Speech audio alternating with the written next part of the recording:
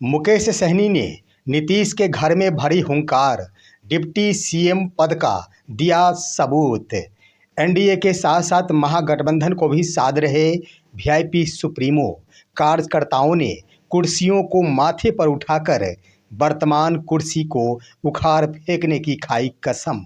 नमस्कार दोस्तों, बिहार की राजनीतिक खबर के साथ एक बार फिर से आपका दोस्त एसके चौधरी। दोस्तों, वीआईपी सुप्रीमो मुकेश सहनी इन दिनों नीतीश कुमार को अपनी ताकत बता रहे हैं और यह खुलासा उस समय हुआ जब मुकेश सहनी नीतीश के ही घर में जाकर बड़ी हुंकार भरती है।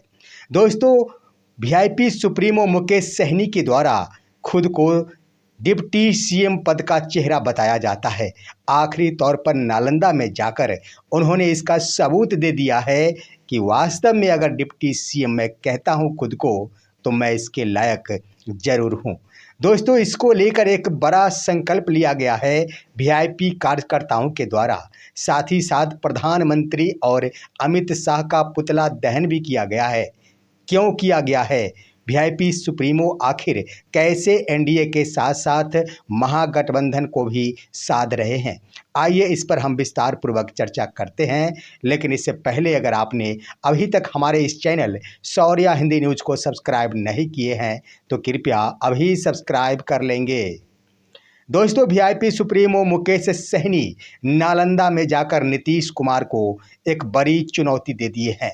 दोस्तों, मौका था जब बीते कल ही मुकेश सहनी अपने पार्टी के आयोजन के सिलसिले में उनके द्वारा निषाद आरक्षण संकल्प 3.0 सरकार बनाओ अधिकार पाओ यात्रा के तहत नीतीश के घर में घुसकर ही बड़ी हुंकार भर दी है।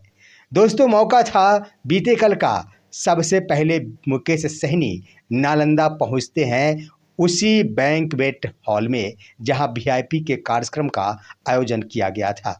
दोस्तों, कार्यक्रम में दस्तक देने से पहले भव्य स्वागत किया गया, जिसे आप देख रहे होंगे। सबसे पहले रथ की सवारी कर मौका स्थल पर पहुंचे वीआईपी सुप्रीमो। उसके बाद दोस्तों, हजारों की संख्या में कार्यकर्ता मौजूद थी।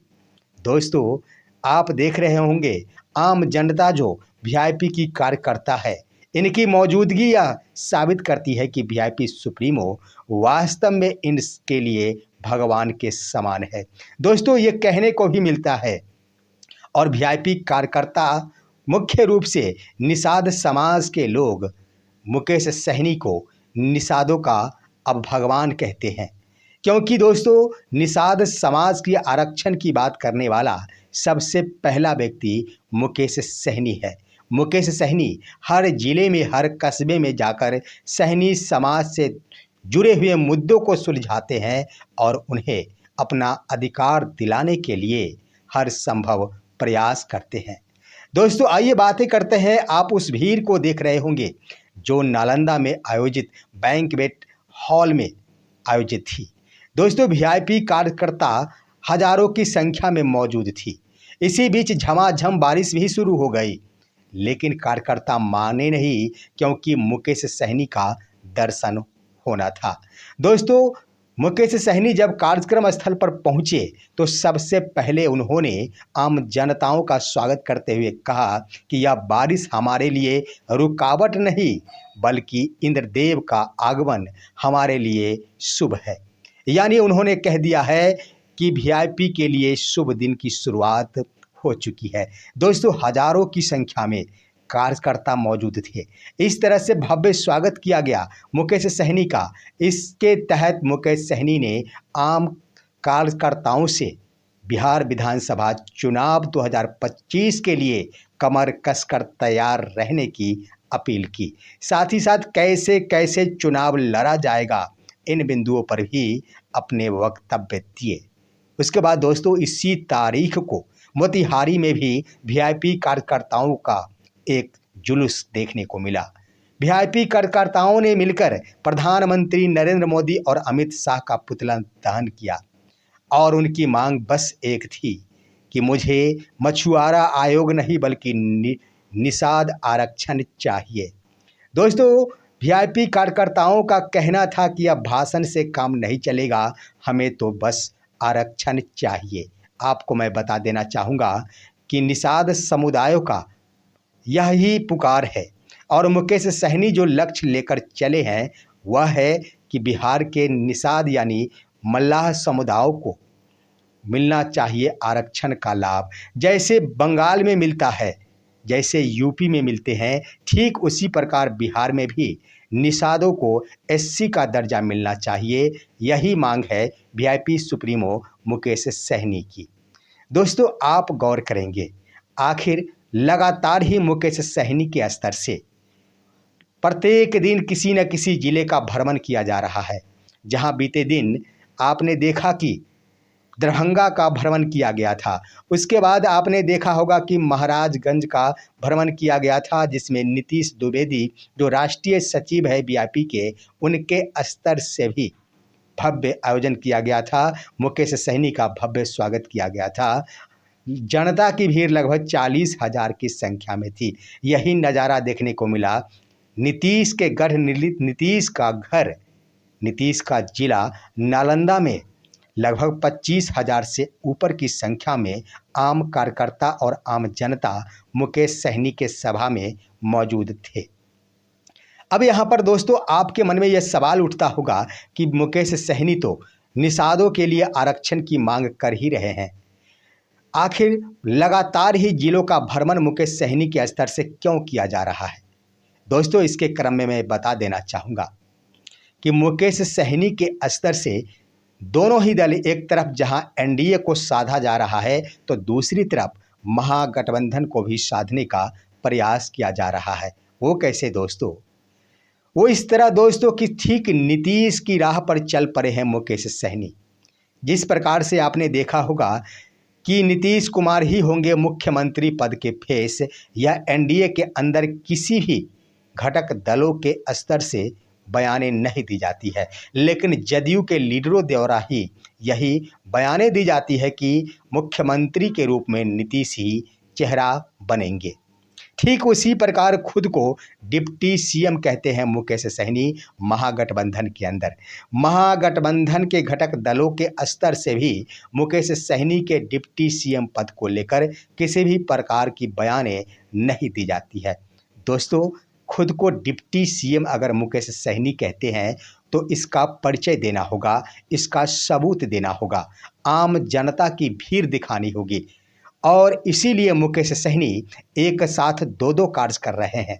एक तरफ निषाद समुदाय के लिए आरक्षण की मांग कर रहे हैं तो दूसरी तरफ वो एनडीए के साथ साथ महागठबंधन के घटक दलों को भी यह दिखा रहे हैं कि हमारे पास आखिर कितनी पकड़ है, हमारे पक्ष में आखिर निषाद समुदाय की कितनी जनता का समर्थन है। दोस्तों, आपको मैं बताते चलूं कि वीआईपी में इन दिनों सिर्फ निषाद समुदायों का ही समर्थन नहीं है, अन्य समुदाय के अन्य बड़े बड़े लीडर भी वीआईपी ज्वाइन कर रहे हैं। अन्य समुदायों का भी समर्थन वीआईपी को मिल रहा है। इससे वीआईपी मजबूत तो हो ही रहा है, दूसरी तरफ महागठबंधन भी काफ़ी मजबूत होते दिख रहा है। दोस्तों, डिप्टी सीएम खुद को कहे जाने का परिचय देते हैं मुकेश सहनी, इसलिए उनके द्वारा लगातार ही बिहार के 38 जिलों में भ्रमण किया जा रहा है। उनके कार्यकर्ताओं के स्तर से भी दिन रात प्रयास किया जा रहा है और सिर्फ एक ही मांग कि निषाद आरक्षण चाहिए। दूसरी तरफ दोस्तों, आपने देखा होगा कि बीते एक सप्ताह पूर्व ही नीतीश कुमार के द्वारा मछुआरा आयोग का गठन कर दिया गया आम निषाद समुदाय को लुभाने के लिए, लेकिन वीआईपी कार्यकर्ताओं ने इसका जमकर विरोध यह कहते हुए किया कि इतने दिनों से निषाद समुदाय के लिए नीतीश कुमार की नज़र नहीं गई थी। मछुआरा आयोग जिसका काम होता है कि मछुआरों का विकास कैसे होगा, मछुआरों का उत्थान कैसे होगा, और जब चुनाव वक्त में आया, चुनाव वक्त सामने आया, उस निकट ही बिहार सरकार के द्वारा मछुआरा आयोग बनाकर निषादों को गुमराह करने की कोशिश की गई। ये कहना है वीआईपी के कार्यकर्ताओं और निषाद समुदायों का। दोस्तों, देखना है आखिर आने वाले दिनों में डिप्टी सीएम जो कहते हैं मुकेश सहनी, वो अपने आप को डिप्टी सीएम की कुर्सी पकड़ पाते हैं या फिर नहीं पकड़ पाते हैं। इसी क्रम में दोस्तों मैं बता दूं कि एक अलग ही नज़ारा देखने को मिला नालंदा में, जब हजारों कार्यकर्ता ने अपने बैठे हुए कुर्सी पर से खड़े हो गए। उसके बाद तमाम कुर्सियों को अपने माथे यानी सर के ऊपर उठा लिए और यह उठाकर यही संकल्प लिए कि चाहे जैसे भी हो, वर्ष 2025 के चुनाव में वर्तमान बिहार की कुर्सी को उठाकर फेंक देनी है। यानी सीधा सीधा इशारा था कि मुख्यमंत्री नीतीश कुमार को इस बार कुर्सी पर नहीं बिठने देना है, कुर्सी को उखाड़ फेंकना है।